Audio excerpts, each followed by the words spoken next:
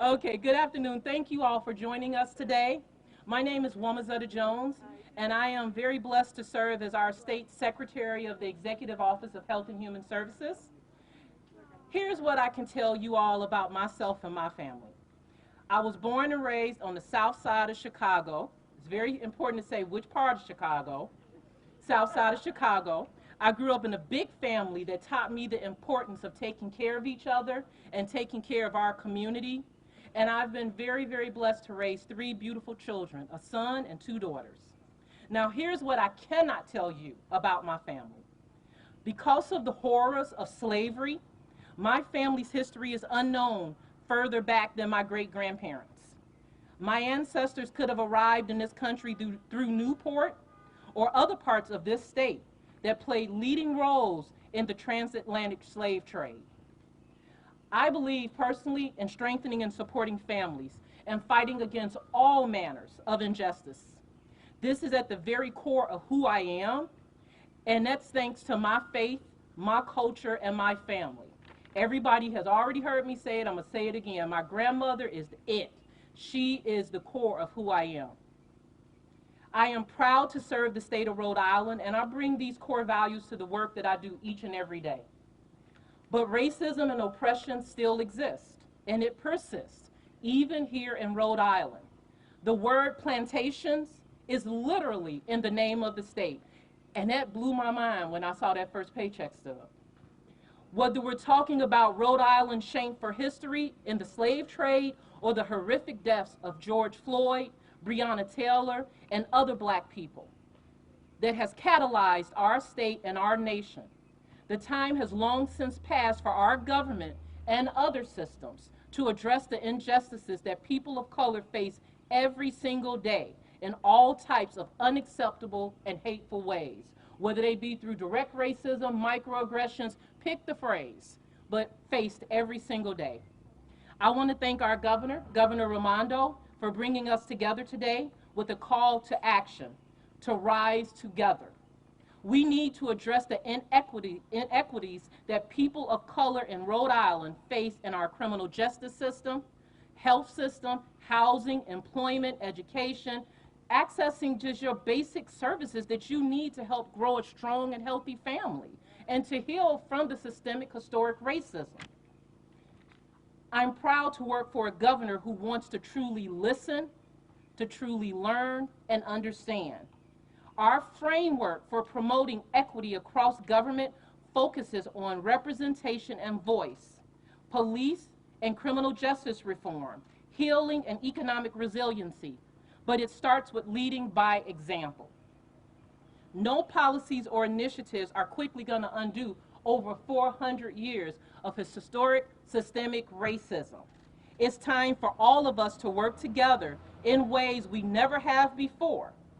And as Secretary of the Executive Office of Health and Human Services, a Rhode Island resident, a black woman, and most importantly, a mother who's raising a black son and two black daughters, I plan to do everything in my power to assist the governor in ensuring that these initiatives are followed through on and that our communities of color have the opportunity to fully engage in this process.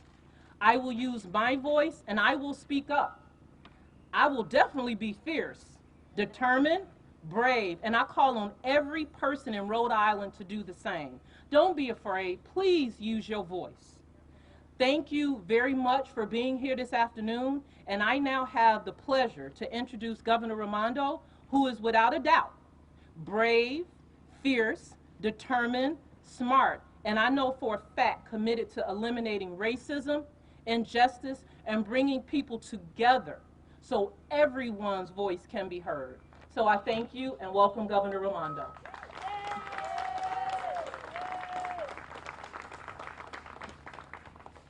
I don't know, can you see me? This is so high, these microphones. I know, and all this. Anyway, thank you all for being here. Thank you for coming. And thank you, Wamazetta, for that kind introduction and for all the work that you do in my administration and for your lifelong commitment to racial justice. I'm very happy to be here. It's wonderful for me to look around the crowd and see so many friends and people who've been fighting their whole lives for racial justice. So thank you to each and every one of you. Thank you to the Treasurer for being here, Chairwoman Williams for being here, Senator Metz, Chairman Miller, Rep. McKiernan, Rep. Hull I saw back there, Senator Quesada, thank you for being here, Senator Kano, Rep. Kislak, Rep. Ranglin-Bassel, I think we saw Senator Golden, I saw Whit Blazajewski who's here. I want to thank you all for being here, members of my administration who are, I think, and is Nerva here? I know. Yeah, there you go. She represents this district. Thank you all to being here, and I want to thank members of my team. Colonel Manny is here, thank you, and I want to thank Reverend Howard Jenkins for joining us.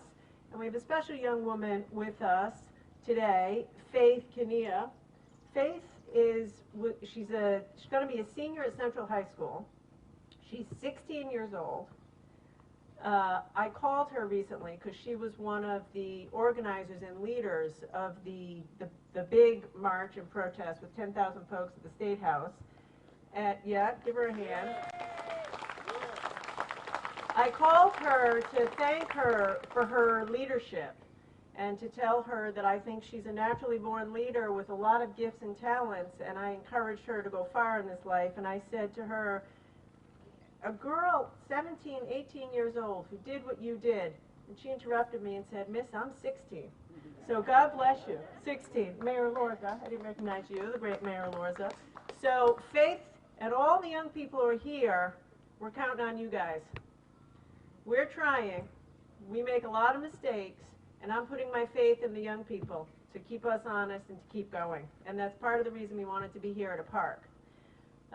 So I want to thank you, all of you, for joining us here at the Billy Taylor Park. I will tell you, I've logged hundreds of hours right there on that jungle gym with my kids. For whatever reason, this was always their favorite place to come.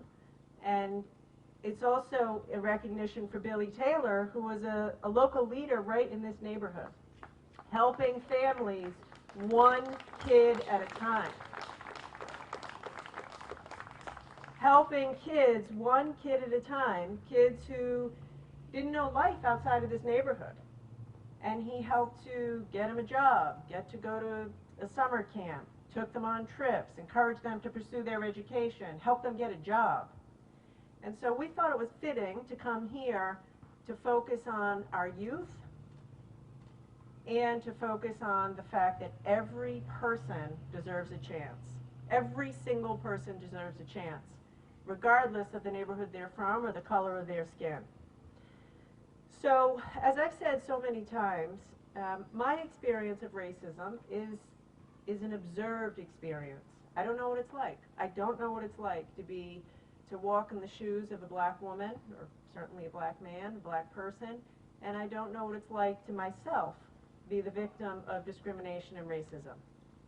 But I do know it's wrong, and I do know I've worked hard as your governor for 6 years to do what I can to eliminate racism and discrimination in our state, and I do know we have a lot more to do.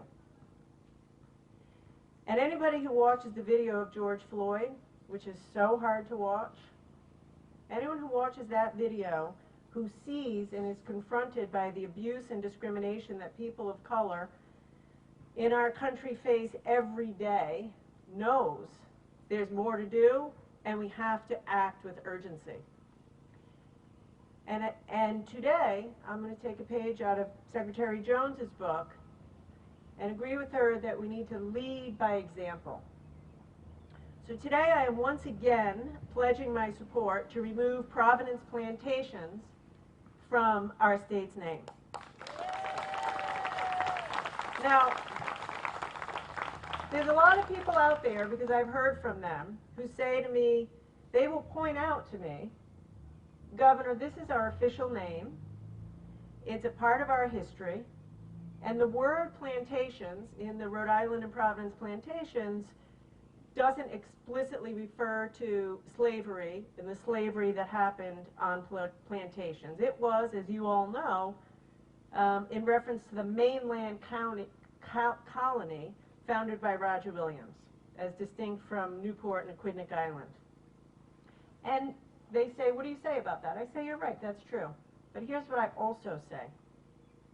We can't ignore the image conjured by the word plantations. We can't ignore how painful that is for Black Rhode Islanders to see that and have to see that as part of their state's name. It's demoralizing. It's demoralizing. It's a slap in the face. It's painful. It's a pain. It's a painful thing. So, yes, you know, we have to acknowledge our history. It's true. But we can acknowledge our history without elevating a phrase that's so deeply associated with the ugliest time in our state and in our country's history.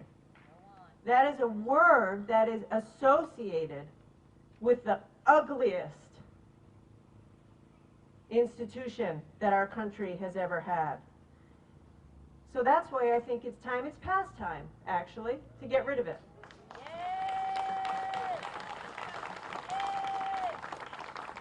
And I have said, people say to me, what, because I've been, you know, pledging my support now for weeks, and people say, but Governor, you know, I'm proud of our name. And I say, well, you can be proud of Rhode Island, but don't be proud of that. Don't be proud of a word that represents the worst of what our nation had to offer. Be proud of what the best in Rhode Island. And as we've said, we need to rise together. Be proud of the fact that our state was founded by someone who believed in inclusion. And that word inclusion means everybody. And it means we have to do more. And I want to recognize Senator Metz, who's here. The Senate has already passed legislation to put the name change on the ballot. And I want to, so thank you, and thank you to the Senate. And I want to recognize Rep. Williams, who's advocating for the same in the House, and we hope you get that done. And I hope it gets on the ballot, and I'm going to work hard with you this summer to convince the people of Rhode Island in November to vote for the name change. The last time it was on the ballot, it went down. So let's get it on the ballot, and let's call on the good people of Rhode Island to put an end to this in November and make a statement for the world to see, no more in Rhode Island. Now, in the meantime, I'm going to do what Secretary Jones said and lead by example. So I'm taking steps to remove the phrase plantations from my administration's communications.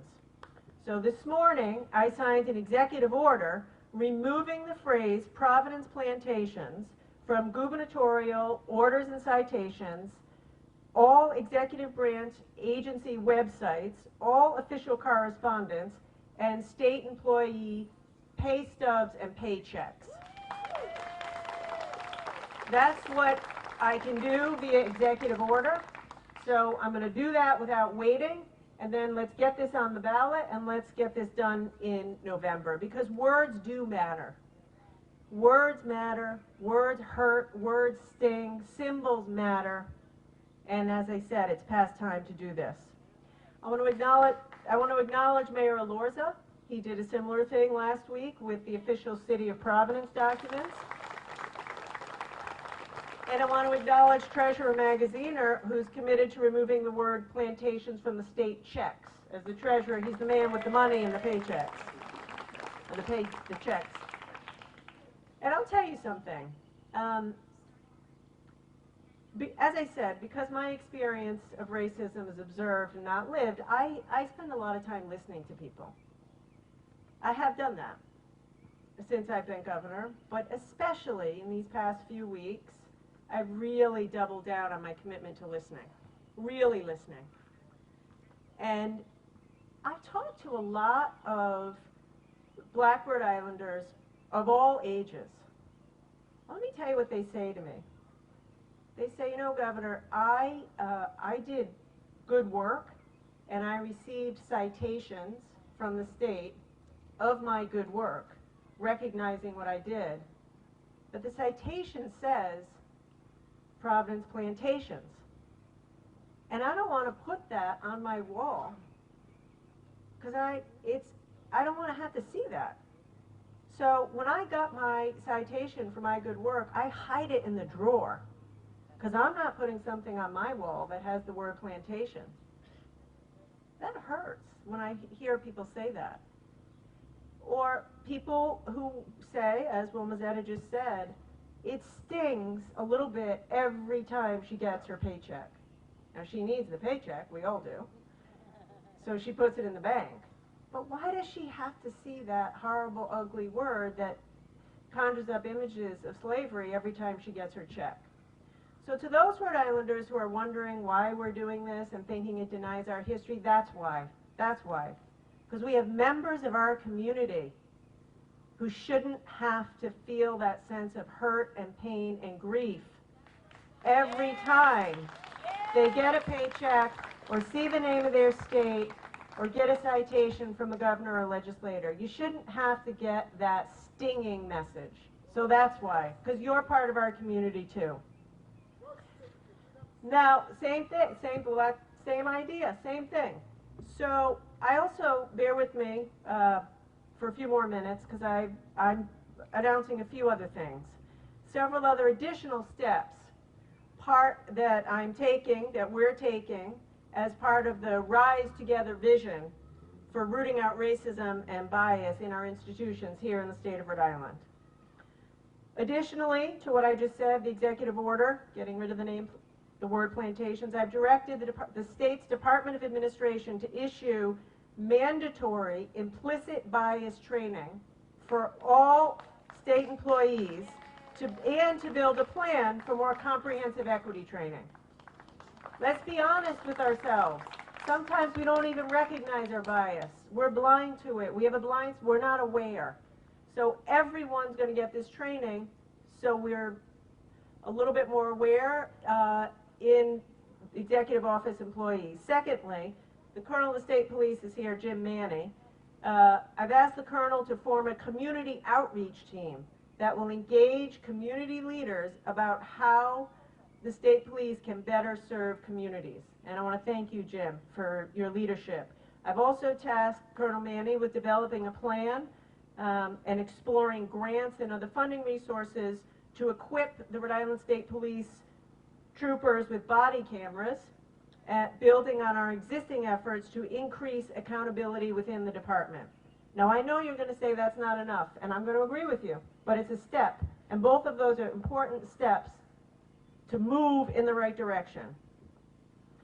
And I want to single out Rep. Williams on this, it's time to reform our law enforcement officers' Bill of Rights. And you have my full support, Anastasia, on that. To ensure that officers have a greater level of accountability to the citizens that they serve. Transparency and accountability. And here's another important thing. You know, I don't in any way want to minimize police brutality on the basis of race. I don't. But it isn't just that. It's about jobs and housing and education and economic equality. And so when I became governor, one of the things that I looked at was how little business the state did with minority-owned businesses. Vendors still do, but let me tell you what we've done. Since I've been governor, we focused on increasing the number of businesses that the state, minority-owned businesses that the state does business with. I'm proud to say that we've seen a 60% increase in the number of registered MBE businesses and a more than tripling of the work that the state awards to minority-owned businesses. But still, we need to do more. I'll be the first to agree with you, Joe. We need to do more. I'm proud of the doubling. I'm proud of the tripling. But let's do more.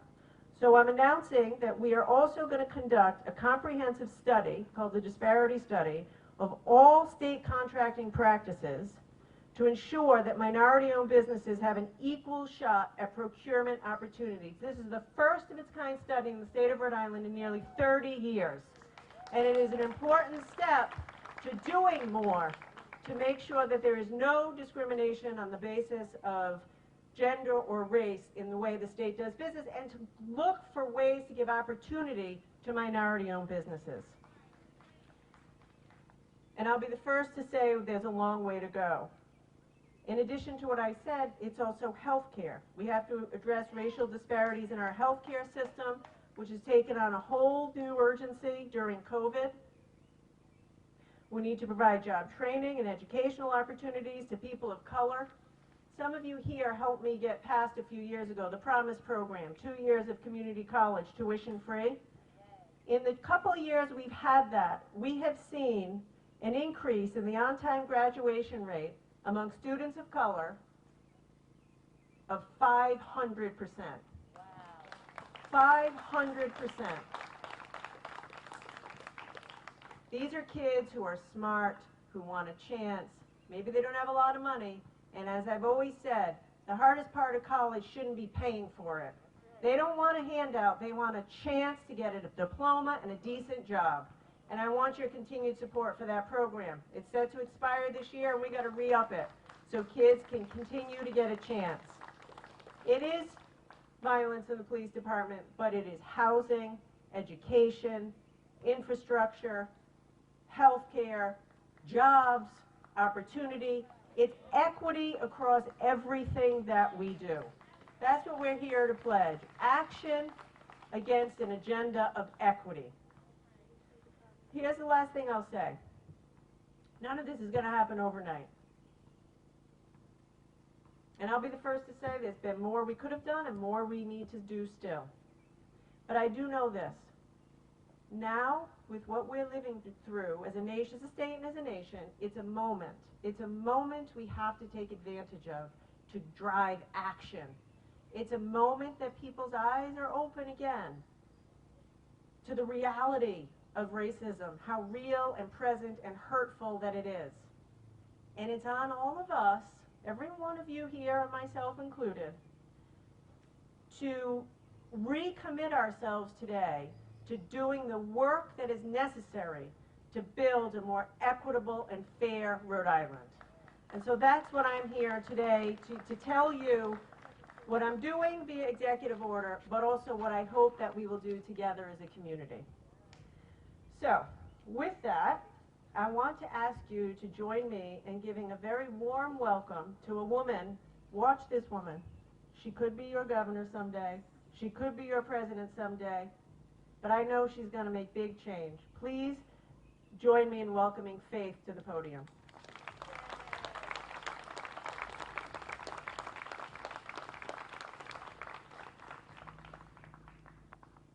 Hello everyone, my name is Faith. I want to thank God and my mom for being here today.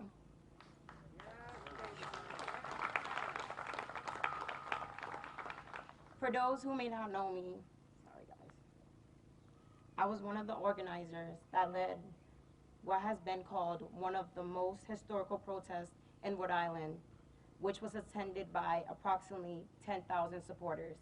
All right, all right. Yeah. Standing here today, I'm overwhelmed with happiness. Not only did the youth lead a monumental, peaceful demonstration in hopes of highlighting a desire for change, but we made a difference. Just look what's happening around us. This is what we wanted. This is what gives me hope to continue. Knowing our voices were heard and respected is a different kind of joy. Sorry.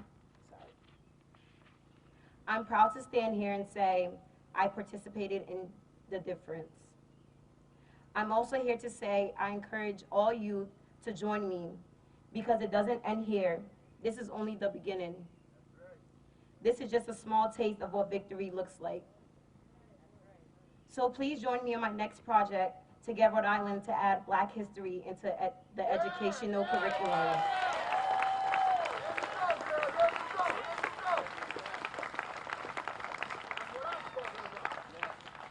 What I mean by this is a global perspective on Blackness and education about Black America from periods other than slavery and civil rights movement.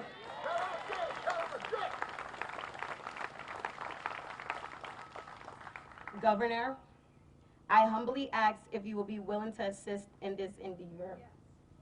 With the support of Governor Raimondo, not only will it impact the Rhode Island Department of Education and Curriculum Developers' decisions, but it can make this a reality. If you agree and need more information or want to help, I encourage you go to change.org, change.org, and search Teach Black History Rhode Island. There, you can sign a petition and read more about why this is an important cause. Thank you, Governor Raimondo and the state of Rhode Island for having me here. Now I'm going to hand the floor to Senator Metz.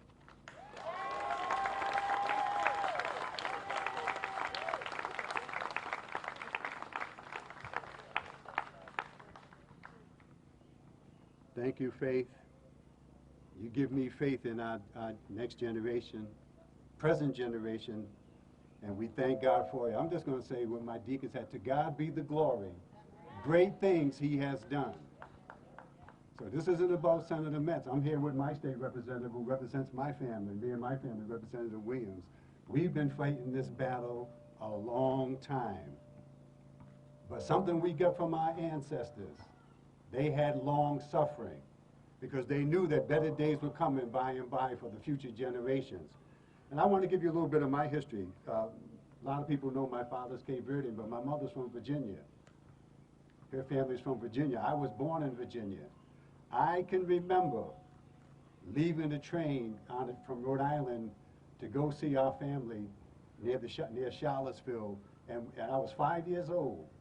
And I can remember when the train got to Washington, D.C., below the Mason-Dixon line, that all the colored people, as they called us back then, had to get off the train from Rhode Island, and we all had to get on the train with the other colored people.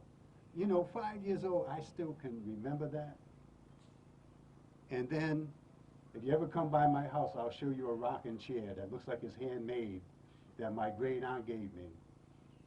It's from Grandma Alice Wood, my grandmother's great-great-great grandmother. So when she was a little girl, Aunt Bertha told me, Aunt Bertha passed when she was 106. She was riding on a horse. They were Native Americans with her grandfather, father, and the settlers, the white settlers shot him, and he managed to get a couple of arrows off. But she was a little girl, and he slapped the horse that she was on, and the horse kept riding. And when it got tired and thirsty, it pulled into the Speck plantation near Charlottesville. And when she became of age, they named her to one of their slaves. They married her to one of their slaves named Benjamin Wood. So when you hear Crozet, Virginia, and Whitehall, Virginia, Reverend Wood and I, that was formerly here at the Pond Street Second Free Will Baptist Church, we're distant cousins. So I know a little bit from my family history because Aunt Bertha made sure that I knew about the family history. So certainly I want to commend Faith for wanting to know more about the history, because the only thing I knew about history coming up in junior high school, Gilbert Stewart Junior High School, they had 2 paragraphs. One, it was about Abraham Lincoln freeing the slaves. That was it. So certainly I want to thank all my colleagues in government. I have Senator Quesada who signs all my bills. If no one else will sign my bills, I have my senator with me.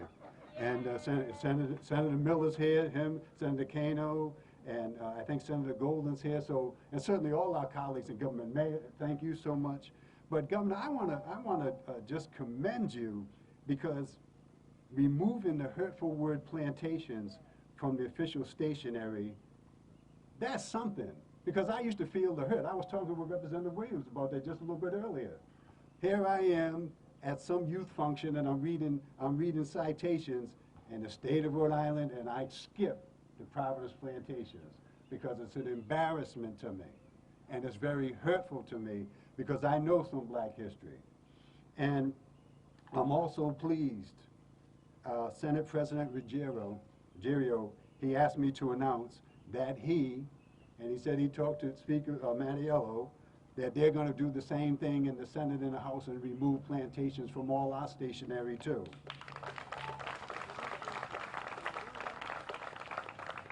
Now,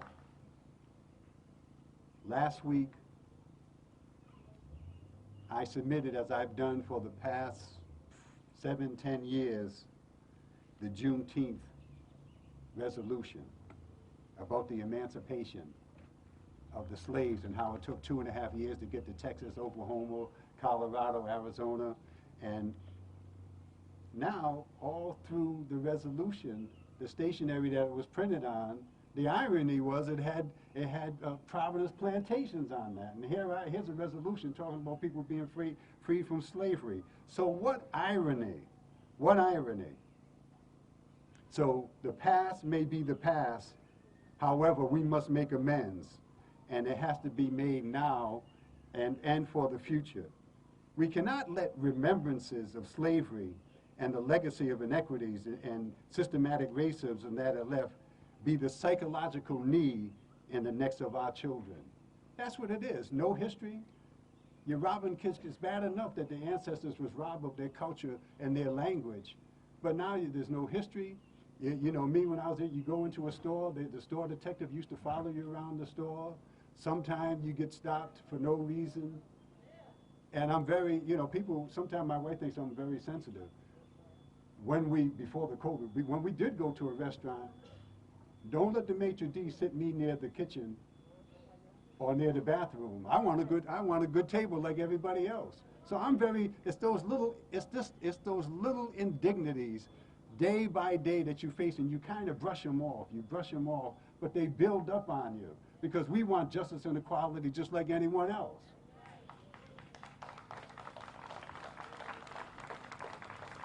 And Faith, I want to share something with you. How embarrassed I was years ago when I was in the House and I got invited by the Newport branch NAACP to their annual celebration of the first black regiment in Rhode Island. Never heard about it. Many times as I've been to Newport, I rode past the monument, never knew it was there. And then until the Newport branch NAACP and others got together and put a decent monument there, and people don't know it. During the Revolutionary War, the capital of Rhode Island was in Newport, and the British hired Hessian soldiers, and they told the Narragansett Indians that were slaves and the Africans that were slaves, if you fight for the state of Rhode Island, we'll set you free. And they won the battle and they saved the state of Rhode Island. And we have a lot more examples like that. But how embarrassing it was for me, being of African American heritage, not knowing how important, since the Revolutionary War, the contributions that our people have made to this country. And this state, thank you. And this city. So those are the things. It's the psychological oppression that has the knee on us that we're trying to get off. We're tired of it. We're tired of it. And you know, How tired are you? like Fannie Lou Hamer, I'm sick and tired of being sick and tired. So plantations has got to go, and our country and state needs healing. I don't want to forget that part, because if you're not careful, you'll let the negativity of the years and what you have to face consume you. And I don't want to be consumed about it, so I keep repeating to myself Romans 12:21, be not overcome of evil, overcome evil with good. I keep that in my head because the healing we have to fight, but we have to have healing to go along with it.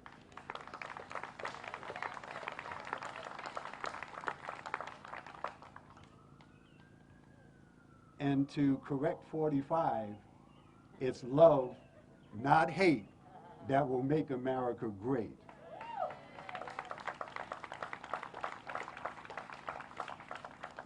And Governor, I just want to add a couple of more things. I thank you for the initiatives that you're taking. The MBE program, when we started that, Representative Williams will tell you, when we started it years ago, in Massachusetts, they had a staff of over a dozen people that worked in that office to go out into the field, to check the numbers, to make sure that there were minorities working.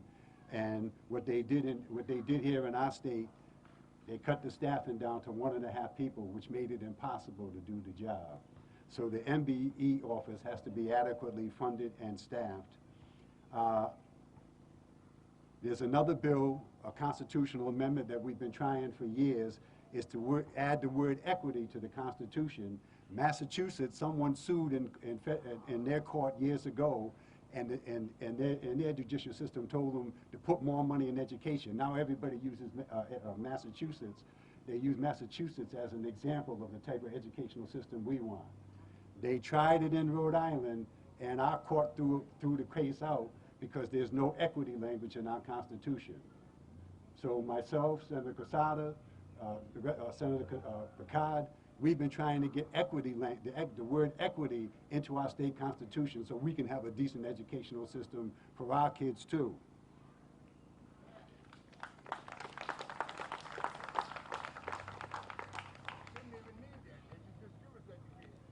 Tell me about it, Joe.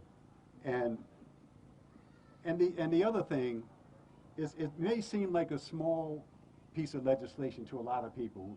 You know, we put in a lot of legislation. There's the asset forfeiture law. If I live next door to Senator Quesada, and I'm a drug dealer, and they go into her house by mistake, and she has $1,000 hidden underneath the mattress, and then they throw the case out because they went to the wrong house, she can't get the money back. No, she can't get the money back. She's got to jump through a whole lot of hoops with law enforcement, and then if you hire a lawyer, what happens to that $1,000? So if you're found innocent and they throw your case out, your property and your money should go back automatically. So there's many other examples, and I really do think we need the mandatory bias training and the equity training and all this other stuff. But we're really going to have to stay prayerful, because only God can change the hearts of people. We can put in all the legislation that we want. And so those of us that know how to pray, keep it up on the up and up, because it's going to take God himself to change the hearts of people so that we'll become the people, because he said, be not overcome of evil, overcome evil with good. And by this shall all men know you're my disciples, if you have love one for the other. So thank you for all your dedication and your support during this process. God bless you. Keep up the hard work, because we can't do it alone.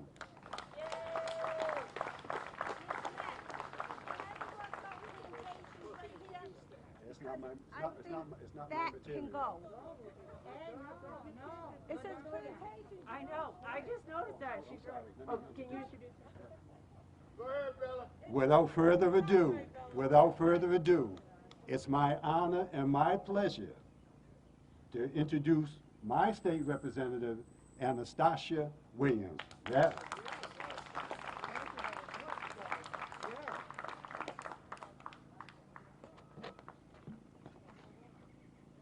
Look, take a look.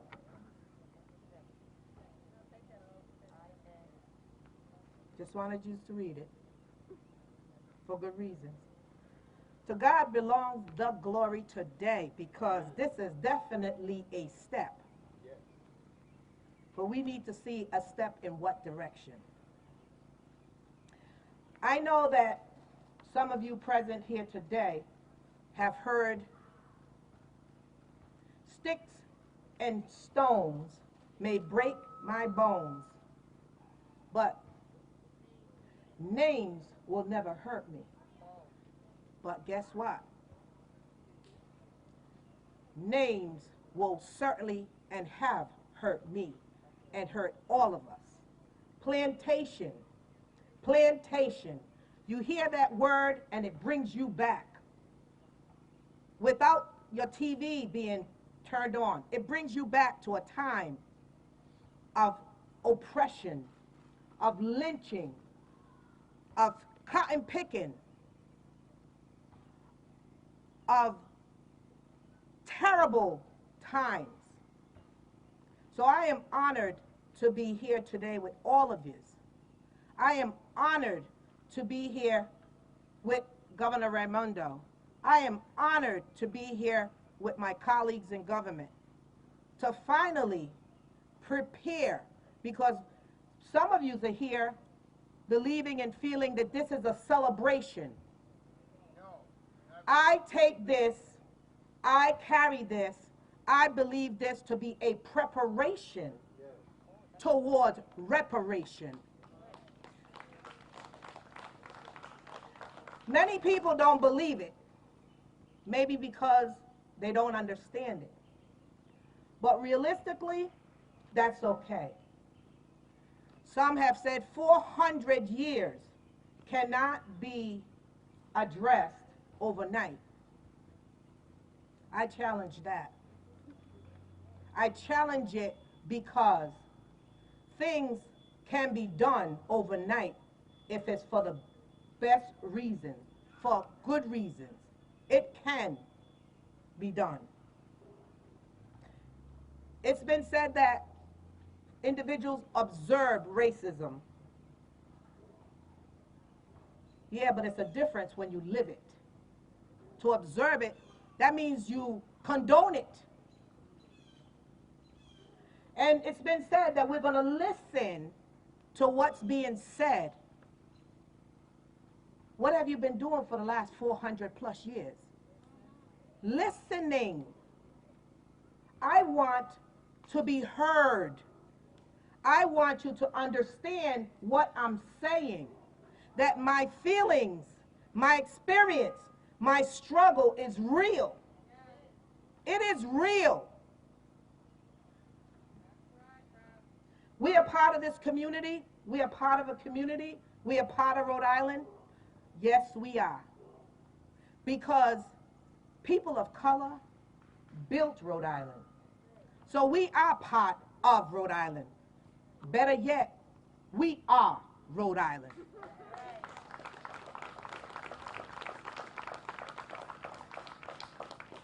It's been also said it's on all of us.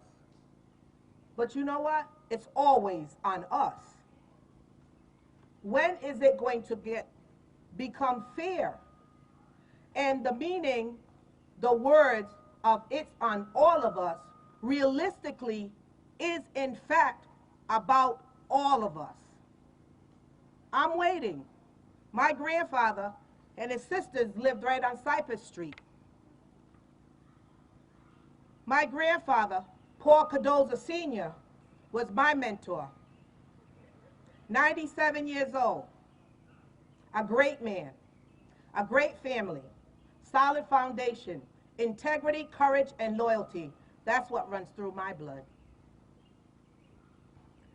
Black history is American history. It should have been part of our curriculum from the beginning.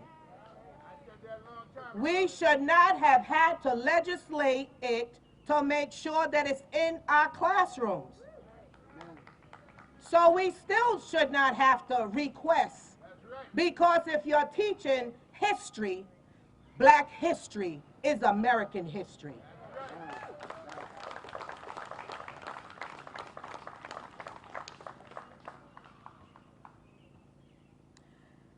Every person deserves a chance.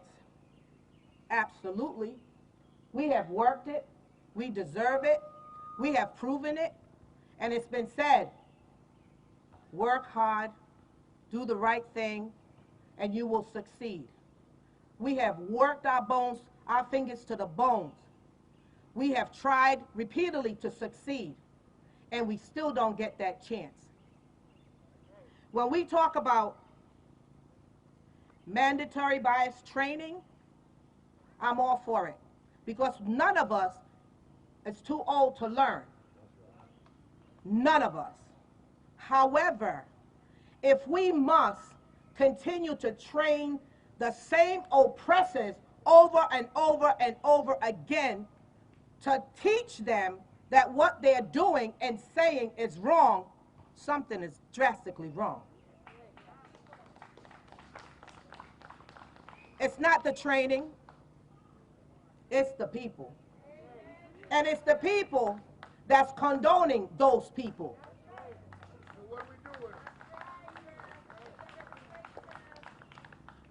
Community outreach. You know, we have some excellent black, brown, yellow, and others in our community, in our cities, and in this state that have been dismissed, pushed away, ignored, and let me tell you, they got it going on. They got talent that you can't find nowhere else.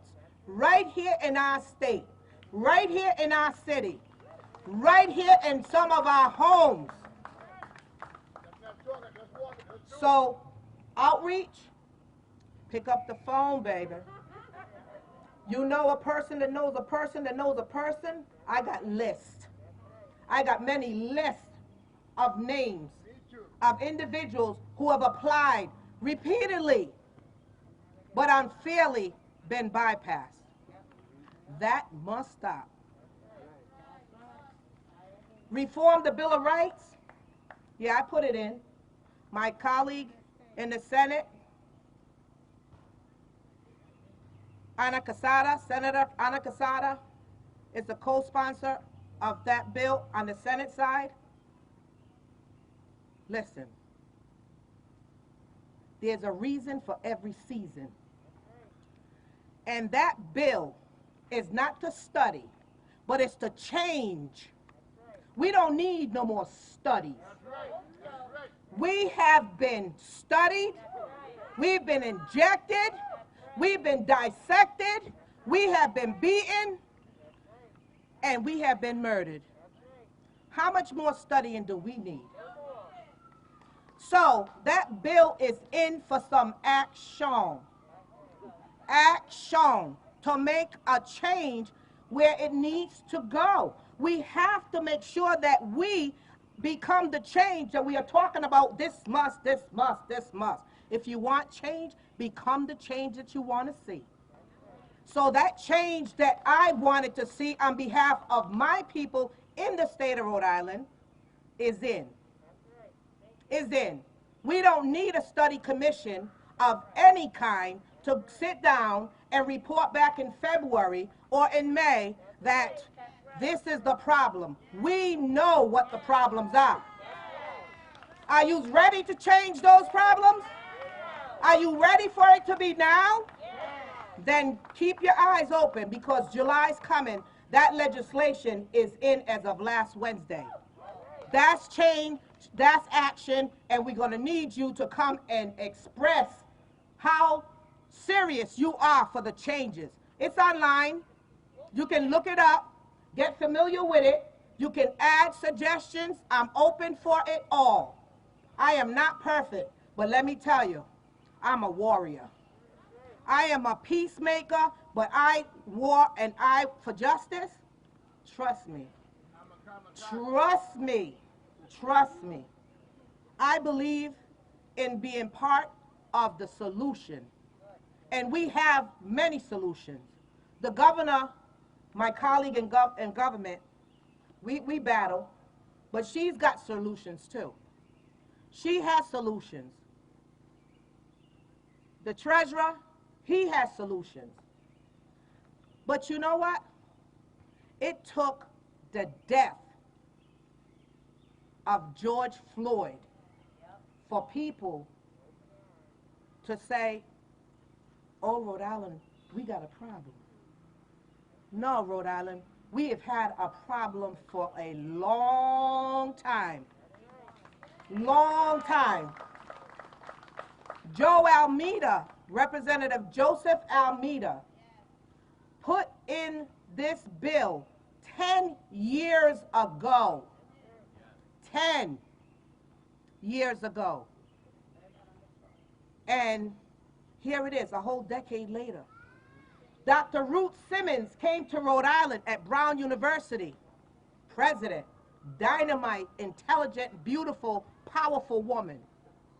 And she uncovered, she took all the covers off of the racism and started labeling, started exposing, started presenting, started showing all of what we had to empower us to take it over and change it. And a decade later, we are still here looking for someone else to do the job. Are you really ready for change? This is an opportunity. This is a season. We have the reasons. So we have to utilize this time. I don't want to hear that we're going to do and it can't be done overnight. Honey, many things are done overnight. That's right. In that state house, many things are done overnight. Right. So nobody here who has the power to make the change that needs to happen is going to tell me that it can't, will not happen overnight. What I am going to tell each and every one of you, if you're ready, see, I stay ready. That takes away time from me having to get ready. As a strong woman of color, I have to stay ready because I have to make sure that I watch my back, my front, my top, my bottom, my ins and out. And that is because of all the isms that is oppressing us. A lot of people don't like my boldness, but guess what? God made me this way. I was born this way, baby. And I didn't like it at one point, but you know what? I embrace it. Because when you speak truth, people ain't gonna like you. But at the end of the day, as long as it's truth, you don't have to worry about nothing. Nothing. You don't have to worry about what did I say, what can't remember who I said it to. My record speaks for itself. My allies are the same ones that I had back then that I have today.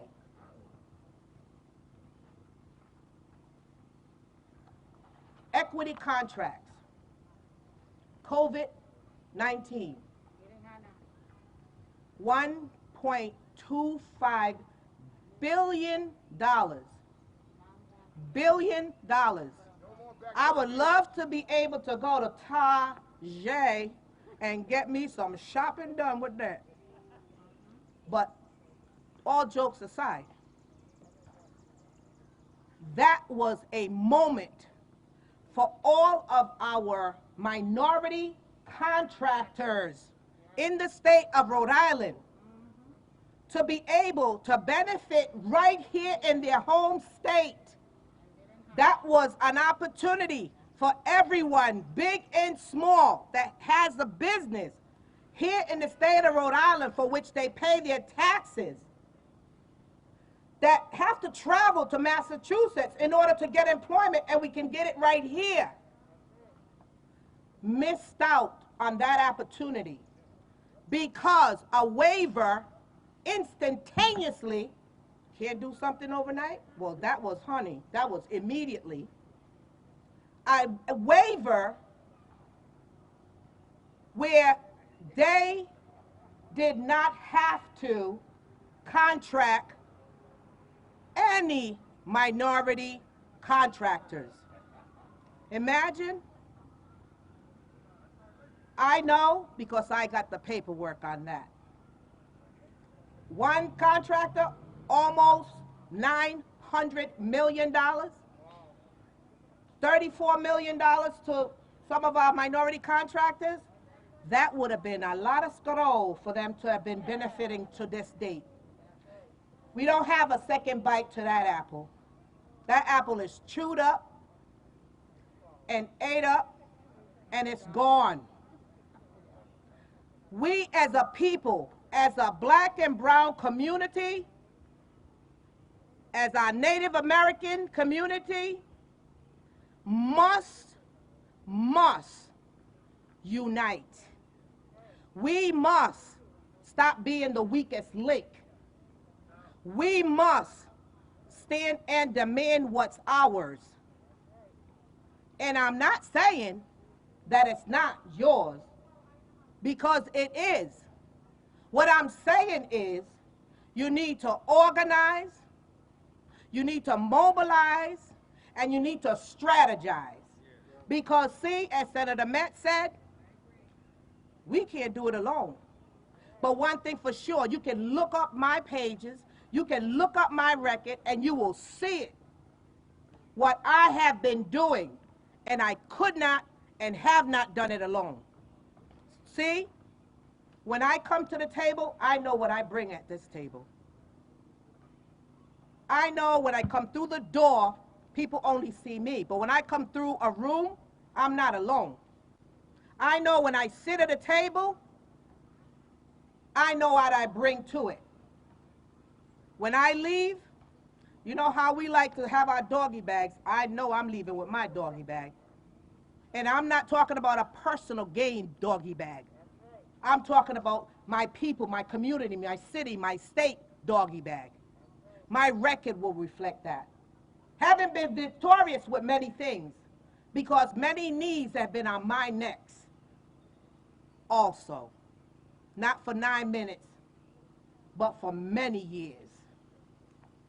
So that contract stuff, that bidding stuff, listen, out of that money that's there, you better start claiming it. I know what's there. You better start getting aware of what's there and what you need and claim it. Call your elected official, your state elected official, your senators, and your representative. Don't be afraid to ask the question. Many of us are like, I don't know. Listen, you know how to pay that cell phone bill. If you don't know the number, ask Siri. She will answer it. She'll get it for you. It's less work than it used to be. And you have that tool right in your hand. This disparity study, there are many studies with many data that has been done throughout the years. What's the problem with these studies? They have not reported back like they should, and we're going to 2015. The judicial system, we're supposed to have had a study about the stops that were being done to minority black men or black folks on the street. Call and see if you can get that study. Call the State House and ask, what's their latest one? Trust me, if they tell you 2017, that's because they caught up. But you can bet your bottom dollar they're not up to date. That's how much they value us. They don't have to get it done. But you be late with your taxes and see what they do to you. You know, in order for us, and I speak for me, right here, to rise together, we need to heal first. And for me, the healing process starts with opportunities. And those opportunities don't have to be studied. Those opportunities don't have to be figured out. Those opportunities, the same way that they have them all set out for those individuals that they value, can be reversed, can be expanded, can be shared, period. 400 years is a long time, but even longer than that is where our ancestors suffered. I'm here today to say, Governor Raimondo, thank you for what you have done. It's not, for me, a step, but it's a preparation. And I know, because I know, and you know I know, there is a lot that we can do together, and it would please the whole black, brown, indigenous, LGBTQ, everybody, including the Caucasian community that's been benefiting for years without us, including them. If you would, in fact, put all of what you said in action, opposed to, we're going to study, we're going to train, we're going to talk, action. I know that you have some excellent staff people in your staff. Not all of them. Let me tell you 3 that I need to mention. Stephen Kavanaugh, you talk about a ride or die. That's one of the governor's staff person, ride or die, okay? We have David Ortiz, the peacemaker, needs the credit. These are individuals that you don't see. They're not in the front, but they're doing a great job. And then you have Danielle Connors. He's the bridge builder. So it's not as though the staff is not available. It's not as though the individuals are not intelligent to know how we can put all these words into action. That's what needs to happen now.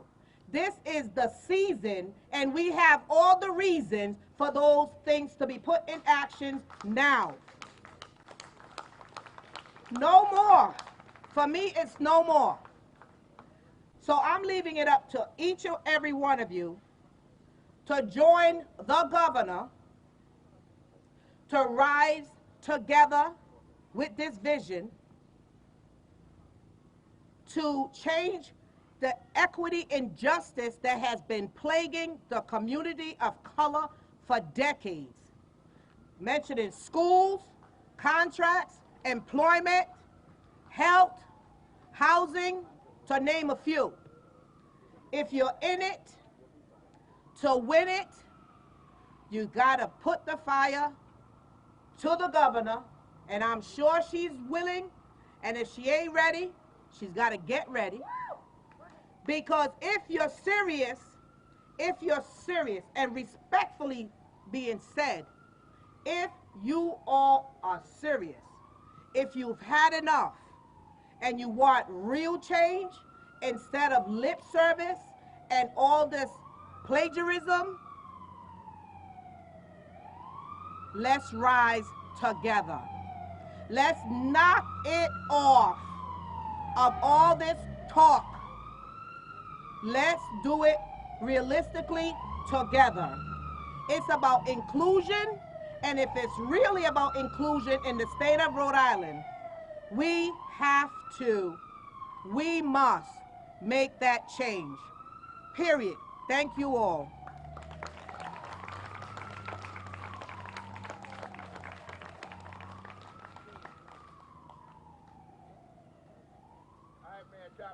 I can't tell you how long I've been waiting to take that mask off. Good afternoon, everyone, and thank you to the entire community for coming out, not just today, but a few days ago, for these important steps that we're taking as a community, as a city, and as a state.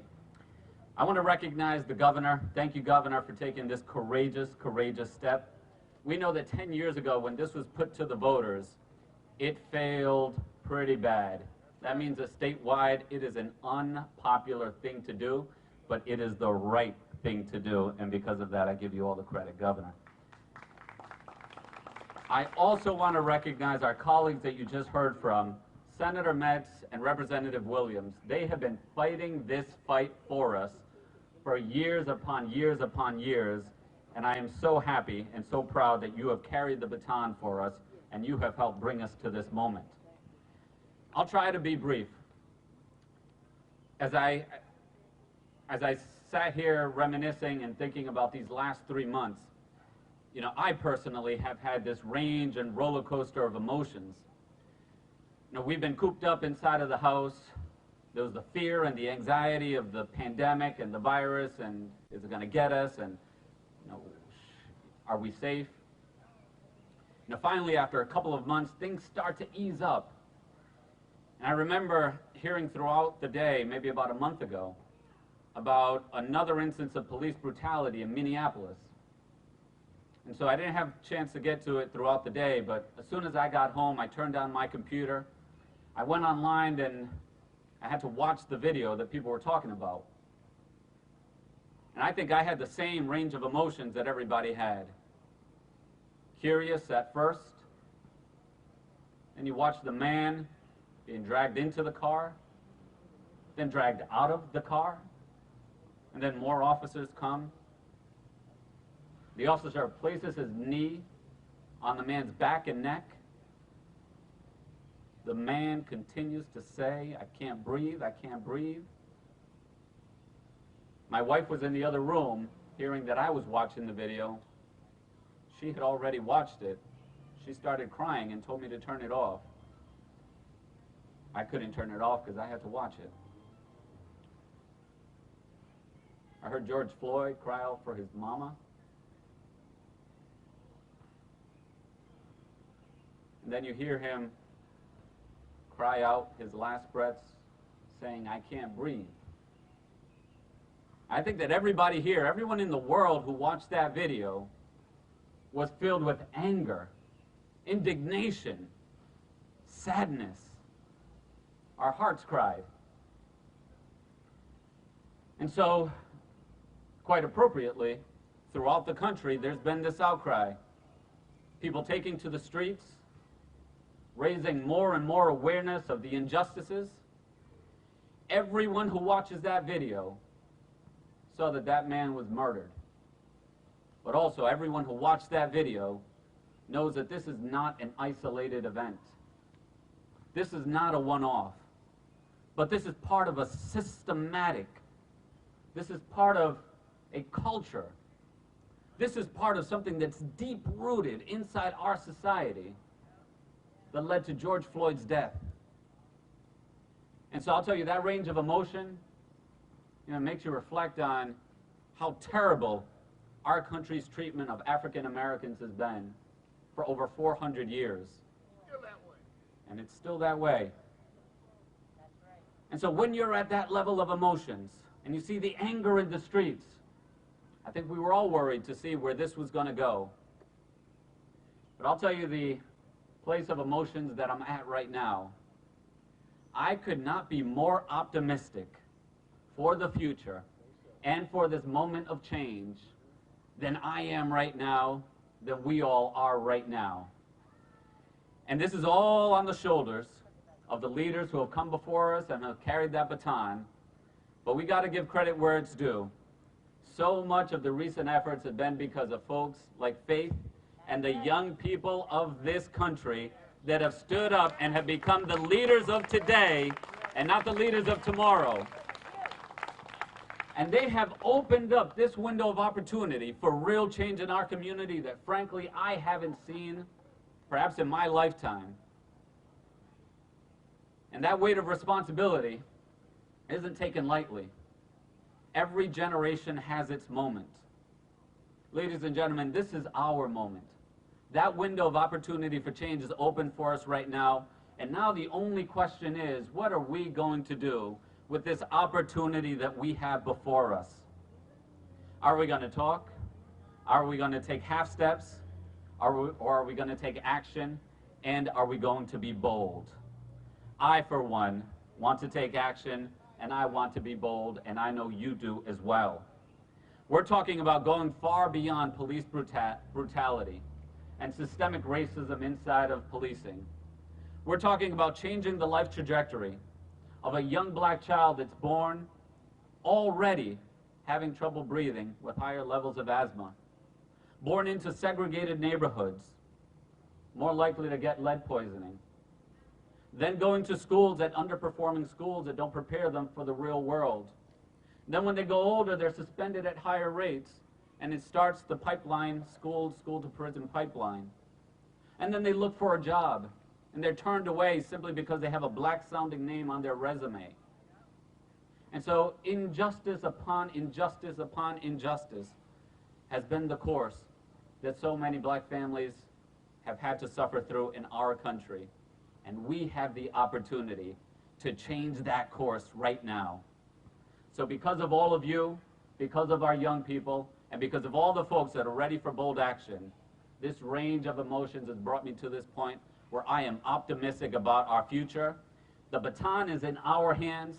Let's make the most of this opportunity, and let's make sure we have systemic change that comes to our community, to our state, to our country, and to our society today. Thank you, everyone, and let's continue this fight. Open shop to the ballot boxes. Good afternoon. My name is Sabina Matos. I'm the president of the Providence City Council. but I'm here standing on the shoulder of the people that came before me.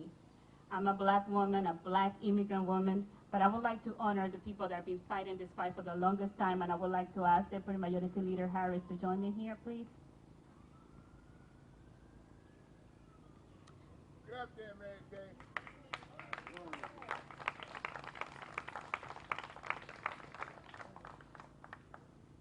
Deputy Majority Leader Harris has been fighting this fight for the longest time, and I want to say thank you to the governor for taking this step that is way overdue.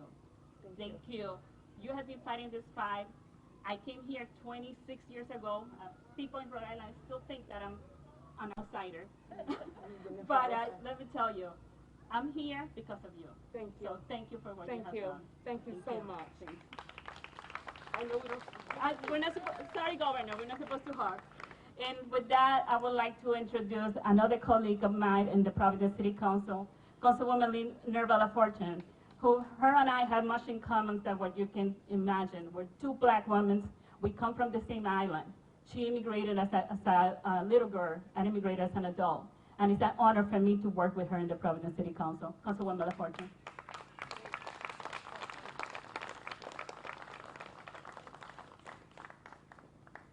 Thank you, Council President. And thank you, when you're tall, it's a great thing, but sometimes when it's time to adjust the microphone, it's always a problem. All right.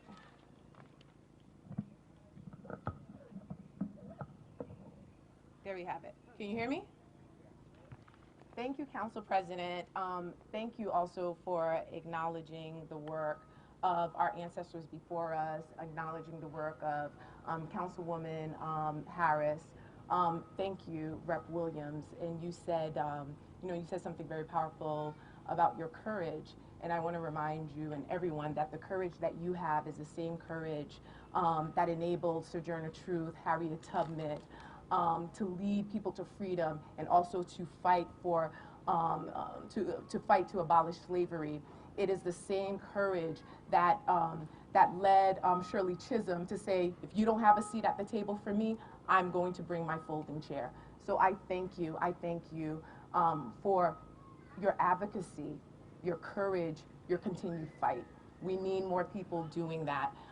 We're right here in Mount Hope, as the governor stated, and I also thank the governor for taking this necessary step.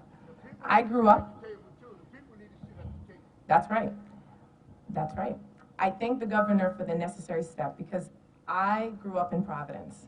I went through the Providence Public Schools from pre-K until I graduated from high school, from Mount Pleasant High School.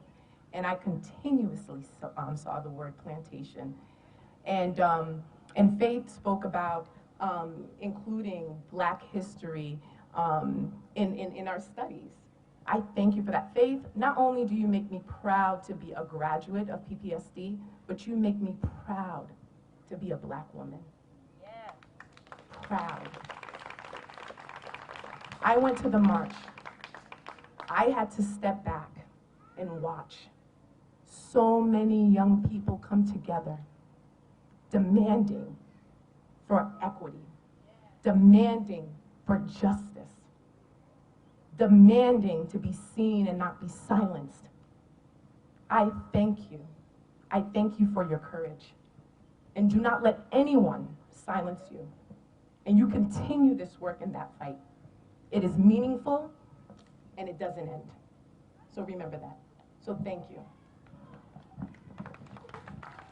I thank everyone, Senator Metz, and everyone who's here, who's been advocating and doing the work, all our state officials, our reps, our mayor, everyone, thank you. Thank you for all the work that you're doing. So I was gonna give a brief history about the settlement and how Providence got its name, the word plantation, but the governor briefly spoke about it.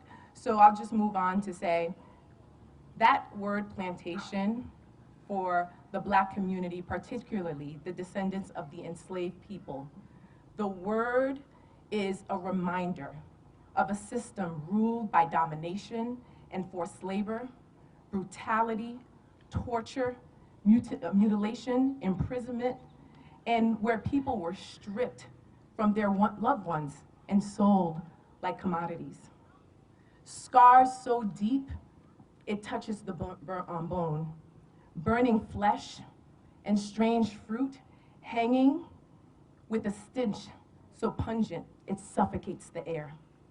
It is a reminder of the exploitation of Black labor and Black bodies, even after slavery was abolished. On Friday, June 19th, we celebrated Juneteenth to commemorate, and thanks to Ms. Helen Dukes, who resides right here in Mount Hope, to commemorate the liberation of the enslaved people. And you notice I don't use the word slavery, I use enslaved, because these are people who were brought in chains to this country and were placed into slavery. In Galveston, Texas, on June 19th in 1865, over 2 years after Emancipation Proclamation. Yet, 155 years later, Black people in America are still fighting for freedom, equality, and justice. W.E.B. Du Bois wrote, "The slave went free, stood a brief moment in the sun, then moved back again towards slavery." The systemic, institutional, interpersonal, and internalized racism and oppression that exists in our country and right here in our state continues to racialize people of color. We see it in racial inequities maintained by social structures, codified in discriminatory practices and policies that creates barriers after barriers for Black people, people of color, immigrants, the LGBTQ community, all those of minoritized groups, where bigotry and bias are displayed in words and actions and through race-based beliefs. Through the histories that we as a society continue to develop, we see the hindrance within our communities from true liberation. Because to enslave is not just an action that was later abolished, it has become a way of life, the norm, for centuries have been endured by the very people who helped build this nation while fighting for their own freedom. Life for the average Black folk in this great nation is unfortunately brutal. Absolutely. I can't walk out and when people see me, the first thing that they see is a Black woman. And I will be treated accordingly. We are the target because of the color of our skin, subject to repression, harsh punishments, and what we have been seeing, racial policing. Black people have been tied down to a land which my ancestors built, died for, nurtured, and cultivated, yet never reaping the fruits of their suffrage. Yes, Council President, I did come to this country at a very young age, at the age of 3.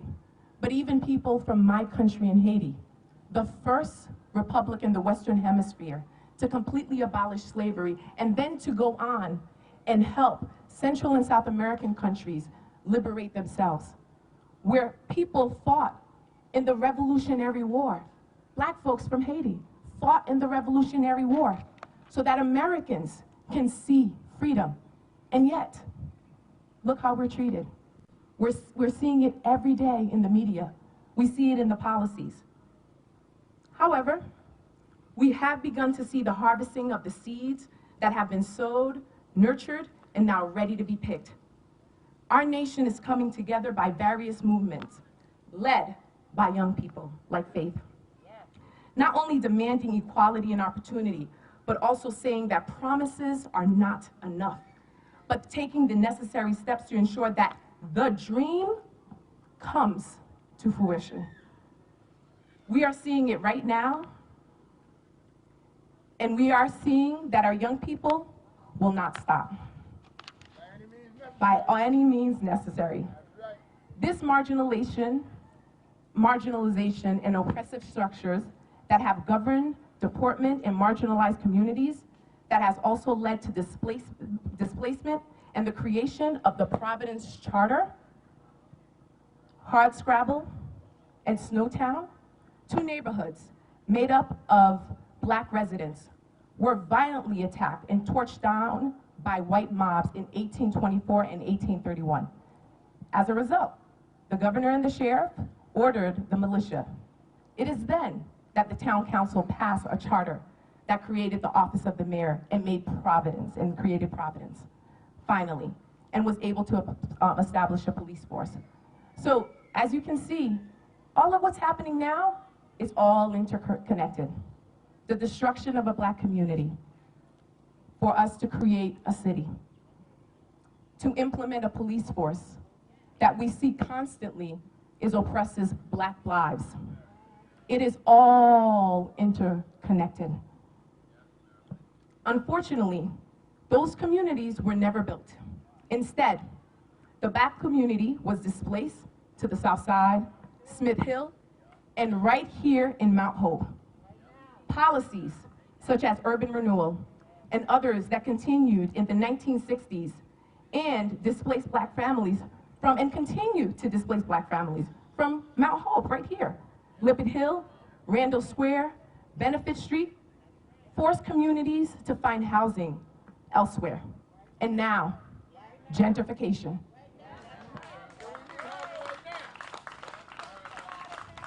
I commend the governor and the mayor and the treasurer for taking this much needed, necessary steps that people before me and before many of us have been fighting for years. The community has been fighting to remove a word that serves as the reminder of the oppressive state of Black people in America. However, it's not enough. We need true investments in the Black community. We need affordable housing. We need quality schools, and for our state constitution to codify that so that if a child is not receiving a quality education, they can hold this state accountable. We also need low-income housing. That's right. We need unemployment opportunities. We need a system where your source of income will not deny you the right to housing. We need safe and clean rec centers and parks. Liberation is not just a word, but actions taken to truly emancipate those who have been systematically oppressed for centuries. Systematically oppressed for centuries. It's enough. Enough. I am tired. I am sick and tired of being tired. Being Black in this country is not a trend. It comes with great responsibility. Because every time I walk out the door, I send my son out the door, I have to pray that he comes back alive. There was a shooting right here 2 weeks ago. There was another shooting a block away a week ago. I've been working with the Institute to try to connect with these young people so that they can find a new pathway. But why are they involved in these crimes? Because there is no jobs, a lack of opportunity, poor education. They were forgotten. Forgotten. Forgotten. Growing up here, and the mayor spoke about it, you know, the oppressive systems. I'm a survivor of lead poison. For years, I had to get treatment at St. Joseph's Hospital. Poor zoning on the south side on Dartmouth Avenue. Every day or every weekend, we would wake up, there would be blood stains on our doorstep because there was a restaurant club in our yard. I relied on going to Pug Clinton Park, to the pool, for the free lunches. This is the reality of so many folks. So yes, we're moving towards progress. We're going to eliminate the word plantation. because of a reminder of a system that has oppressed, that has killed, that has tortured, that has displaced. But we need to do more. And everyone has said it, no more studies. There's been studies. Listen, I could pull up the study around urban renewal for here and all these studies that were created. No more. We need action. Some of that money that came into our state, put it in a housing fund so that we can build an affordable housing opportunity right here in Mount Hope, which was historically a black community. That has changed. And low-income housing, so that if you are underemployed or unemployed, you have the right to a safe, clean house, a home. Because again, all those things are interconnected. Housing, education, health, employment, all of those are connected, because you could be homeless and you could find a job, but if you don't have an address to send in or send your information to, it won't go anywhere. So again, I thank you. I hope that we all can work together at the city and at the state level, and we can truly make Dr. Martin Luther King Jr.'s dream become a reality. Because the dream was okay as long as it stayed a dream. Now we're going to challenge the norm, because our young people are saying that's not enough. It's time for action. So thank you everyone for being here.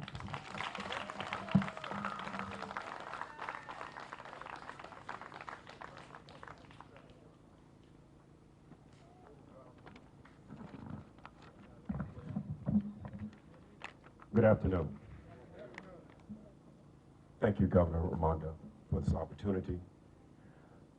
We are gathered here for intentionality. We recognize that change is persistent, change is constant, change is inevitable. But one thing we also recognize is that change does not come overnight. And we recognize that our forefathers have been here for over 400 years that have endured harshness, that have endured slavery. We know the stories. We recognize the history. But today we have a governor that has identified that action is happening. We have a governor that has identified that this word Providence Plantation will no longer be on any letterhead in the state of Rhode Island. Now, I am not a Rhode Islander. I was born in Virginia. So I know where to go and where not to go. I learned the hard way. And they say it's better up north.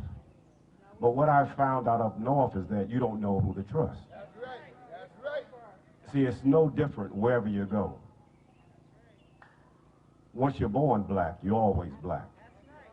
But one thing we have to recognize is that as our young people begin to challenge us, they are now the Joshua generation. We begin to understand that Moses took the children of Israel out of Egypt. He led them, and God blessed them. God blessed them in such a manner that they walked out with gold and silver of their neighbors. They didn't realize their blessing. An 11-day journey took them 40 years because they murmured and they complained. They didn't recognize what God had done for them. And so as a result, instead of taking an 11-day journey, it took them 40 years. But because of their disobedience, what happened was God said, enough is enough. Because you failed to obey me, because you failed to trust me, you will not enter the promised land. But what will happen, your children will go into the promised land. Not even Moses made it into the promised land, because Moses at a point decided to do what he wanted to do instead of following God.